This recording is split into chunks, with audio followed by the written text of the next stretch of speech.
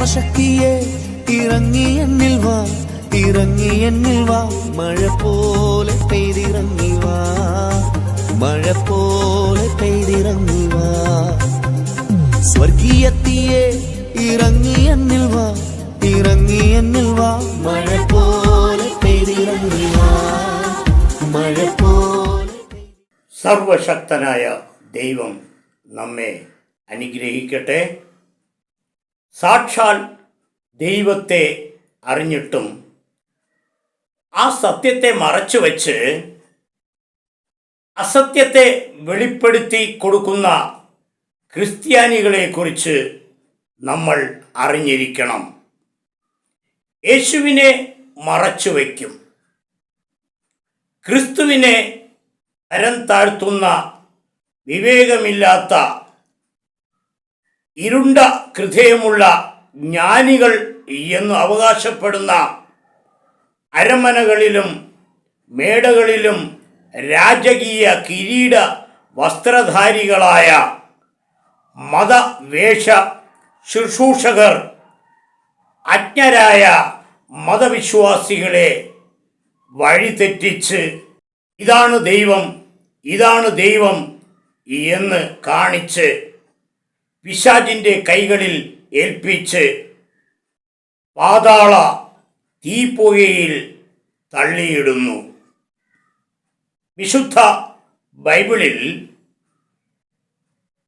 അപ്പോസ്തലനായ പൗലോസ് റോമാലേഖനം 1-ാം അധ്യായം അതിൻ്റെ 18-ാം വാക്യത്തിൽ അനീതി കൊണ്ട് സത്യത്തെ തടയുന്ന മനുഷ്യരുടെ സകല അഭക്തിക്കും അനീതിക്കും നേരെ ദൈവത്തിൻ്റെ കോപം സ്വർഗത്തിൽ നിന്ന് വെളിപ്പെടുന്നു.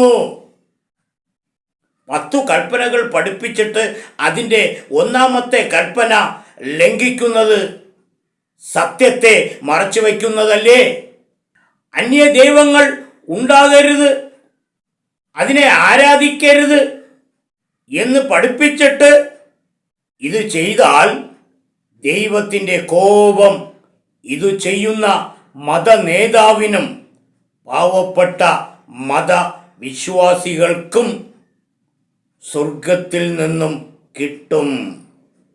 ഹല്ലേലൂയ. ഉദാഹരണം, ഈ വിഗ്രഹത്തെ ഒന്ന് ശ്രദ്ധിക്കുക.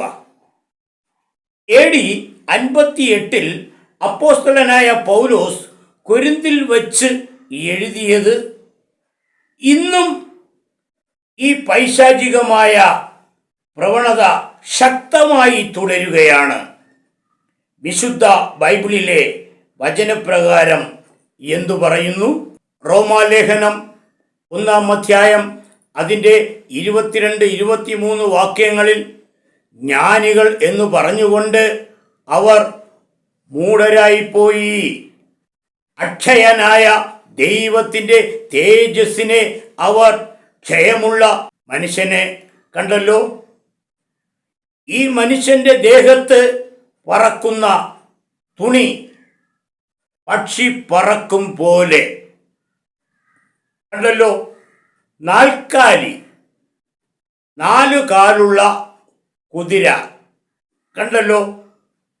ഇനി ഇഴജാതി, കുതിരയുടെ അടിയിൽ കിടക്കുന്ന പഴയ പാമ്പ് എന്നിവയുടെ രൂപസാദൃശ്യമായി മാറ്റിക്കളഞ്ഞു. ഹല്ലേലൂയ.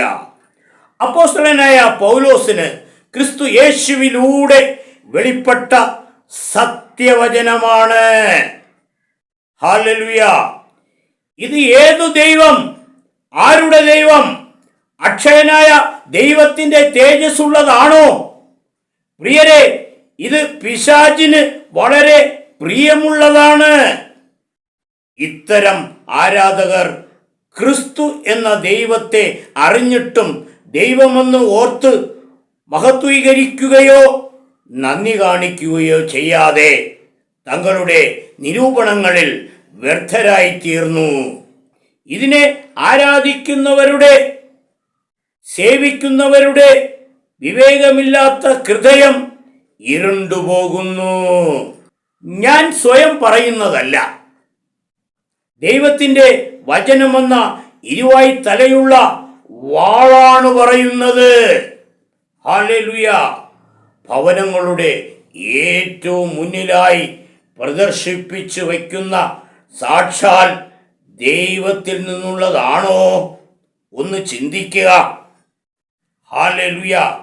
പിശാചിന് പ്രവേശിക്കാൻ വാതിൽ തുറന്നു കൊടുക്കുന്നതല്ലേ വചനം. തെറ്റിപ്പോകത്തില്ല. മാറ്റമില്ലാത്ത വചനമാണ്. റോമാലേഖനം 1-ാം അധ്യായം അതിൻ്റെ 25-ാം വാക്യത്തിൽ ദൈവത്തിൻ്റെ സത്യം അവർ വ്യാജമാക്കി കളഞ്ഞു. സൃഷ്ടിച്ചതിനേക്കാൾ സൃഷ്ടിയെ ഭജിച്ച് ആരാധിച്ചു. ആവർത്തന പുസ്തകം 4-ാം അധ്യായം അതിൻ്റെ 15-ാം വാക്യത്തിൽ നിങ്ങൾ നന്നായി സൂക്ഷിച്ചു കൊള്ളുവിൻ. യഹോവ ഹോരോബിൽ തീയുടെ നടുവിൽ നിന്ന് നിങ്ങളോട് അരുളി ചെയ്ത നാളിൽ നിങ്ങൾ രൂപമൊന്നും കണ്ടില്ലല്ലോ. യെശയ്യാ പ്രവാചകൻ 40-ാം അധ്യായം അതിൻ്റെ 18-ാം വാക്യത്തിൽ ആകയാൽ നിങ്ങൾ ദൈവത്തെ ആരോട് ഉപമിക്കും? ഏതു പ്രതിമയെ നിങ്ങൾ അവനോട് സദൃശ്യമാക്കും? ഹല്ലേലൂയ. അപ്പോസ്തലനായ പൗലോസ് എഫെസ്യർ ലേഖനം 5-ാം അധ്യായം അതിൻ്റെ 6-ാം വാക്യത്തിൽ വ്യർത്ഥ വാക്കുകളാൽ ആരും നിങ്ങളെ ചതിക്കരുത്. ഈ വക നിമിത്തമല്ലോ ദൈവകോപം അനുസരണം കെട്ടവരുടെ മേൽ വരുന്നു. ദൈവത്തിൻ്റെ കോപം, ഹല്ലേലൂയ, അനുസരണം കെട്ടവരുടെ മേൽ, ഹല്ലേലൂയ, വരും എന്നാണ്, ഹല്ലേലൂയ, ദൈവത്തിൻ്റെ വചനം, ഹല്ലേലൂയ, ഇവിടെ പറയുന്നത്. അതുകൊണ്ട് അനീതി കൊണ്ട് സത്യത്തെ തടയുന്ന മനുഷ്യരുടെ സകല അഭക്തിക്കും അനീതിക്കും നേരെ ദൈവത്തിൻ്റെ കോപം സ്വർഗത്തിൽ നിന്നും വെളിപ്പെടാതിരിപ്പാൻ നിങ്ങൾ കാത്തുകൊള്ളണം. ദൈവം നമ്മെ അനുഗ്രഹിക്കട്ടെ. ആമേൻ. ശക്തിയെ ഇറങ്ങി എന്നിൽ വാ, ഇറങ്ങി എന്നിൽ വാ, മഴ പോലെ പെയ്തിറങ്ങി വാ, മഴ പോലെ പെയ്തിറങ്ങി വാ. സ്വർഗീയത്തിയെ ഇറങ്ങി എന്നിൽ വാ, ഇറങ്ങി എന്നിൽ വാ, മഴ പോലെ പെയ്തിറങ്ങി വാ, മഴ പോലെ